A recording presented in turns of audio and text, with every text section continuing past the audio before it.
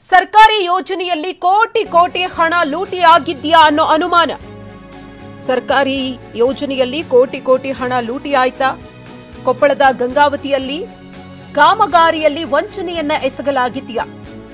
ನಗರೋತ್ಥಾನ ಅಮೃತ city ಯೋಜನೆ ಕಾಮಗಾರಿ ಹಣ ಅಕ್ರಮದ ಬಗ್ಗೆ ಲೋಕಾಯುಕ್ತಕ್ಕೆ ಸ್ಥಳೀಯರು ದೂರನ್ನ ಕೊಟ್ಟಿದ್ದಾರೆ. ಗುತ್ತಿಗೆದಾರರು ನಗರಸಭೆ ಅಧಿಕಾರಿಗಳು ಸೇರಿ ಅಕ್ರಮವನ್ನ ಎಸಗಿದ್ರ ಅನ್ನೋ ಪ್ರಶ್ನೆ. 2018ರಿಂದ 22ರವರೆಗೆ ನಡೆದಿರುವಂತಹ ಕಾಮಗಾರಿಗಳಲ್ಲಿ ಗೋಲ್ಮಾಲ್ ನಡೀತಾ ಹಾಗಿದ್ರೆ 50 ಕೋಟಿಗೂ ಅಧಿಕ ವೆಚ್ಚದಲ್ಲಿ ನಡೆದಿರುವಂತಹ ಕಾಮಗಾರಿ, ಕಳಪೆ ಕಾಮಗಾರಿ, ಅರ್ಧಂಬರ್ಧ ಕಾಮಗಾರಿಯ ಆರೋಪ. ಕೊಪ್ಪಳದ ಗಂಗಾವತಿಯ ಕಾಮಗಾರಿಗಳಲ್ಲಿ ವಂಚನೆಯನ್ನು ಮಾಡಿರುವಂತಹ ಆರೋಪ, ಅಕ್ರಮ ಎಸಗಿರುವಂತಹ ಆರೋಪ. ನಗರೋತ್ಥಾನ ಅಮೃತ ಸಿಟಿ ಯೋಜನೆಯ ಕಾಮಗಾರಿ ಹಣವನ್ನ ಅಕ್ರಮವನ್ನ ಎಸಗಿ ಗುಳುಂ ಮಾಡಿದ್ರ ಅಧಿಕಾರಿಗಳು, ಗುತ್ತಿಗೆದಾರರು, ನಗರಸಭೆ ಅಧಿಕಾರಿಗಳು ಈ ಅಕ್ರಮದಲ್ಲಿ ಶಾಮೀಲಾಗಿದ್ದಾರಾ ಅನ್ನೋ ಪ್ರಶ್ನೆ.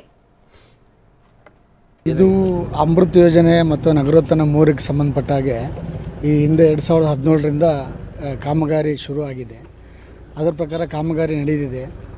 ಈ ಹಿಂದೆ ಇದ್ದ ಅಧಿಕಾರಿಗಳ ಮೇಲೆ ಕಾಮಗಾರಿಗಳು ಸರಿಯಾಗಿ ನಿರ್ವಹಿಸಿಲ್ಲ, ಕಳಪೆ ಕಾಮಗಾರಿ ಆಗಿದ್ದಾವೆ ಅಂಥೇಳಿ ಫಕೀರಪ್ಪ ಅನ್ನೋರು ದೂರನ್ನು ನೀಡಿದ್ದಾರೆ ಮಾನ್ಯ ಗೌರವಾನ್ವಿತ ಲೋಕಾಯುಕ್ತರಿಗೆ. ಅದರ ಪ್ರಕಾರ ಮಾನ್ಯ ಗೌರವಾನ್ವಿತ ಲೋಕಾಯುಕ್ತರ ಕಚೇರಿಯಿಂದ ಇವತ್ತಿನ ದಿನಾಂಕದಂದು ಎಲ್ಲ ವರ್ಕ್ಸ್ ಏನೇನು ಅವರು ದೂರುಗಳನ್ನು ಕೊಟ್ಟಿದ್ದಾರೆ, ಯಾವ್ಯಾವ ಕಾಮಗಾರಿಗಳಿಗೆ ಸಂಬಂಧಪಟ್ಟ ಹಾಗೆ ದೂರುಗಳನ್ನು ಕೊಟ್ಟಿದ್ದಾರೆ, ಅದಕ್ಕೆ ಸಂಬಂಧಪಟ್ಟ ಹಾಗೆ ಇನ್ಸ್ಪೆಕ್ಷನ್ಗೆ ಬಂದು ಆ್ಯಸ್ ಪರ್ ಎಸ್ಟಿಮೇಟು ಮತ್ತು MB ರೆಕಾರ್ಡ್ ಪ್ರಕಾರ ಅವರು ಚೆಕ್ ಮಾಡ್ತಾರೆ.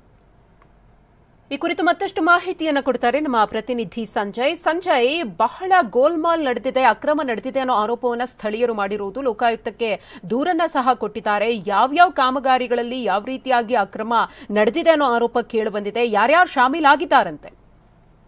ಮಧುಶ್ರೀ, ಗಂಗಾವತಿ ಪಟ್ಟಣ ಕೊಪ್ಪಳ ಜಿಲ್ಲೆಯಲ್ಲಿ ಅತಿ ವೇಗವಾಗಿ ಬೆಳೀತಾ ಇರ್ತಂತಹ ಪಟ್ಟಣ. ಯಾಕಂತಂದ್ರೆ ಪ್ರಮುಖವಾಗಿ ಅಂಜನಾದ್ರಿ ಸೇರಿದಂತೆ ಹಂಪೆ ಸುತ್ತಮುತ್ತಲ ಐತಿಹಾಸಿಕ ಸ್ಥಳಗಳಿವೆ. ಹೀಗಾಗಿ ಗಂಗಾವತಿ ಪಟ್ಟಣ ಸಾಕಷ್ಟು ವೇಗವಾಗಿ ಬೆಳೀತಾ ಇದೆ.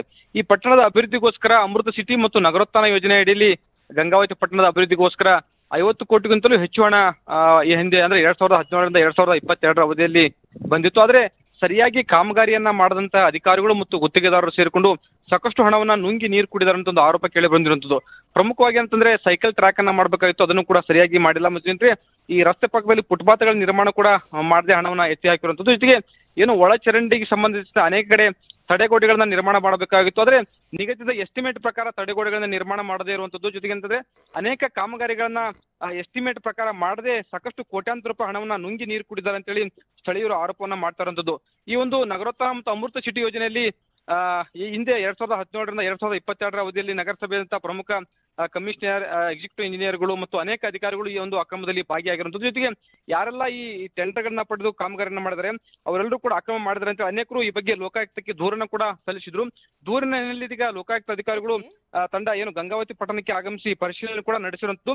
ಅನೇಕ ಅಕ್ರಮಗಳ ಬಗ್ಗೆ ಮಾಹಿತಿಯನ್ನು ಕೂಡ ಸಂಗ್ರಹಿಸುವಂತ ಒಂದು ಕೆಲಸವನ್ನ ಲೋಕಾಯುಕ್ತ. ಧನ್ಯವಾದ ಸಂಜಯ್, ತಮ್ಮ ಮಾಹಿತಿಗಾಗಿ.